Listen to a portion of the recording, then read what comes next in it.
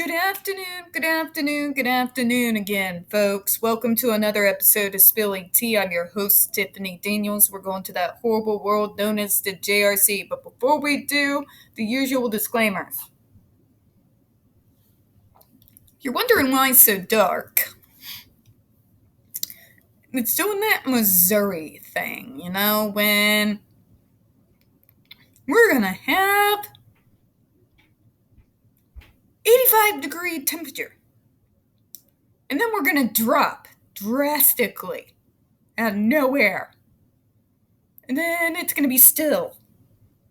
Get almost nighttime dark at 3.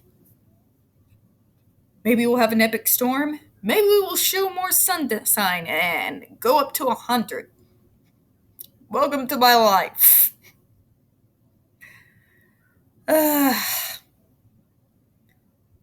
I hate this state.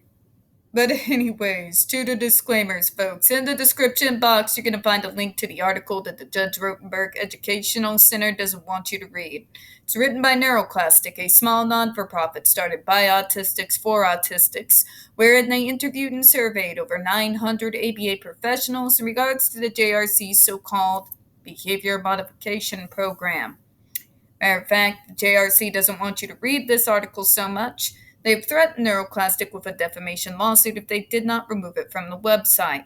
Well, folks, NeuroClastic has refused, so you know the drill. Please read that article and share it on all your social media. Also included in there is NeuroClastic's public statement in regards to the defamation lawsuit threat, as well as a link to their GoFundMe. We are crowdfunding in case the JRC has the guts to see through with their threat. Also in there, Ozark's first article in regards to the Agape boarding school, now known as Stone for Help boarding school situation. This is a so-called Christian-themed boarding school based out of Stockton, Missouri that takes in so-called trouble male teens that has and pending, folks, over 21 civil lawsuits, claims, and allegations leveled against it, all which have been substantiated by the Missouri Department of Social Services, and they include the following: sodomy, rape, sexual assault, child abuse, psychological and emotional abuse, child trafficking, starvation, and that's just for starters. You have one former staff member arrested by the FBI, another a doctor still on premises with full access to the boys up on multiple, again, substantiated claims of sodomy, rape, and sexual assault of the boys there. You have an attorney general too busy chasing after drag queens and trying and failing to defund public libraries to actually protect the kids of this state. And you've got a governor who's beyond intervention help at this point. So please send help and, of course, read that article and share it on all your social media. Also included is the pertinent links to the Stop the Shocks campaign, including Hoya's massive archive on the subject, Jennifer Masemba's behavioral sheet of shockable offenses, a clip out of the 7-hour ordeal undergone by Andre McCollins back in 2002, the templates, and the ever-present self-explanatory Change.org Shut the Judge Rotenberg Center Down petition. When we discuss the JRC, folks, you're going to hear vivid descriptions of and catch clips of surveillance footage of people with disabilities being tortured and abused. If you got young children present, please go ahead, use your headphones, all right? All right. This channel is marked not for children for a reason. We use profanity and speak on dark subjects. If your child is 16 and younger and they are watching this, very obviously, parental supervision is advised. Now, trigger warning, folks. Square your shoulders. Get some calm down tea. Because we are about to once again descend into the mad ravings of the lunatic mind known as Dr. Matthew Israel. You're going to hear gaslighting, victim blaming, pseudoscience, lies, abuse and torture apologencia, all from a man with a massive ego and even larger God complex, so you know. Prepare yourself for the condescending word salad world of stupid we are about to descend into once more.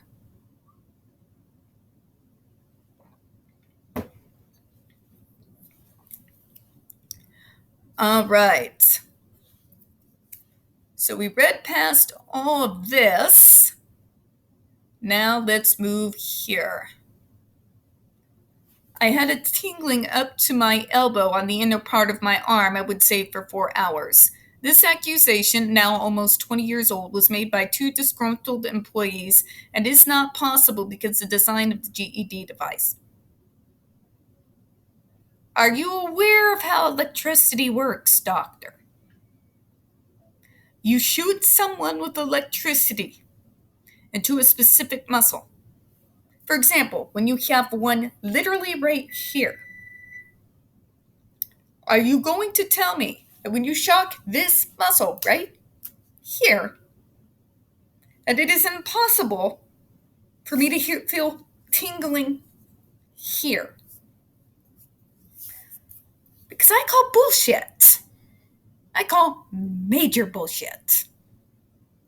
Your device cannot control how the electricity affects the human body, doctor. Because you're not God. How did this guy get a degree again? Someone remind me. After the 2-second application of the GED, the electrical stimulus is terminated by the GED device and cannot possibly cause a tingling for 4 hours. Again, doctor, are you aware of how this works? Let me explain it to you. I deal with involuntary muscle spasms in my legs.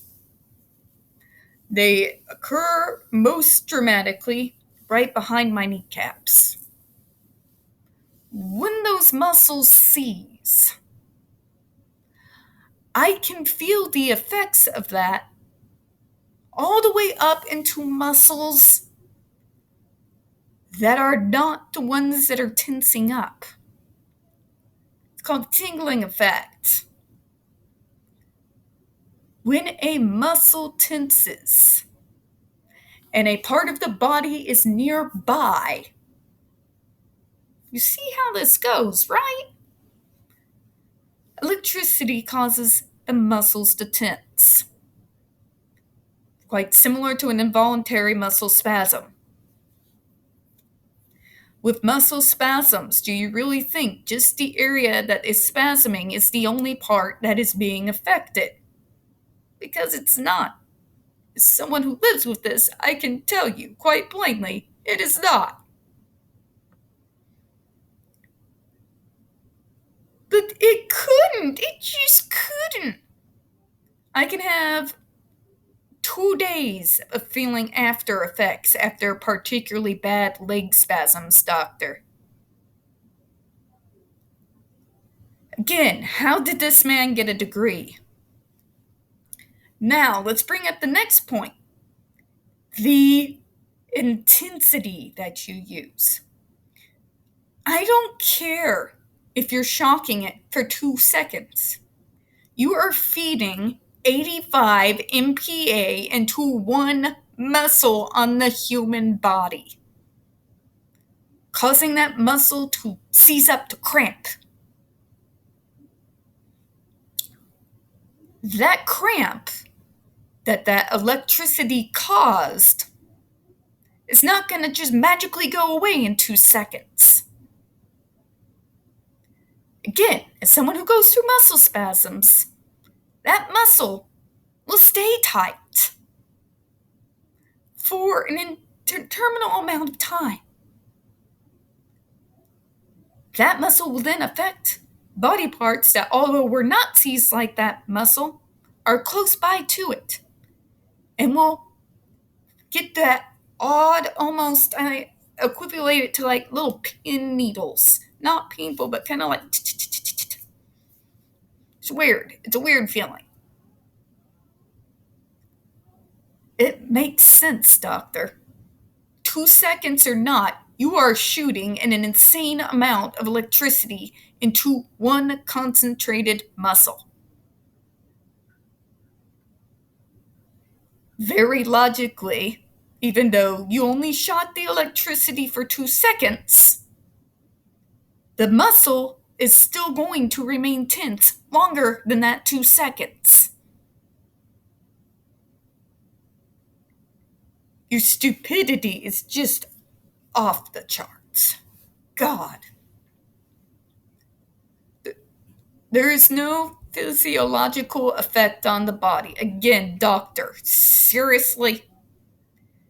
Anti-aversive advocates who have tried the GED skin shock on themselves in public situations where there is an audience have been known to dramatically exaggerate the apparent painfulness of the skin shock or to give false support in order to support their argument that skin shock aversives could be banned. Oh yeah, we're liars.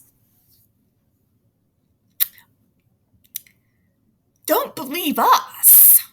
We're liars, you see. We just want to demonize poor Dr. Matthew Israel because we're just gonna lie to stop the shock. Do you hear yourself, doctor? Do you hear yourself? No, doctor, I'm not lying. I'm simply an individual who has my own issues that are similar where what happens when a certain muscle seizes, gets tight. I'm an individual who's had a mother in medical care for over 40 years.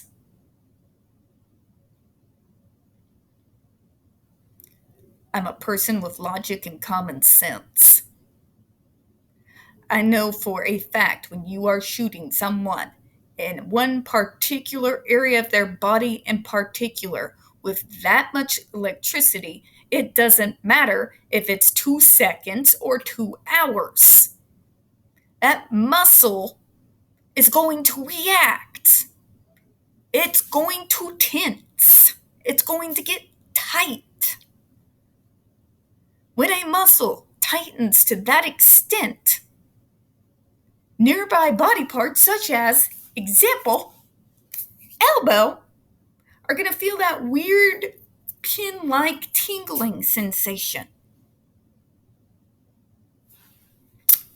We're not lying, doctor. Now tell me, was Andre McCollins lying during that 7-hour video while he was screaming and begging for help? Because as much as you want to say so, doctor, that reaction cannot be faked. Okay? This isn't Hollywood. Okay? Let's see who has the better track record, doctor. Every time we've made an argument in regards to your device, we have managed to produce ER documents, DESI reports, surveillance camera footage that we had to fight for 12 years to be able to get a hold of. We have the New York State Department of Special Education, literally a person without a dog in the fight. All these different places, none of them who benefit financially in any way, shape, or form, provide receipts that back up literally everything we've said. This is not just disgruntled employees or former students wanting to cause trouble, doctor. New York would have sent a committee there if there was not reason for concern. Okay? So what is it, doctor? Is it just us advocates? We're lying. Then why do we keep providing receipts, doctor? If we are exaggerating or making a false report, why do ER documents, DESI reports, surveillance footage, the New York State Department of Special Education, and for God's sake, the UN Special Rapporteur on Torture back us up? Most important of all, something you've never been forced to answer: why are there 6 kids dead? We're going to close on that. Now, before we do, I don't want to give you the false implication that those skin shocks is what killed those 6 kids. Those 6 kids were actually killed before he graduated to the insanity that is the GED device. I just wanted to state that, before they tried their idiot arguments on me. Granted, I got a lot of steam to blow off, but one can only handle so much stupid in a day. Alright, folks, we don't get very many views on this channel. The few that we do tend to get removed from time to time, so please don't forget to hit the like button, hit subscribe, and don't forget to hit the comments. I do appreciate your time. As always, we here at Spilling Tea do hope you have a good one. Bye-bye, everyone.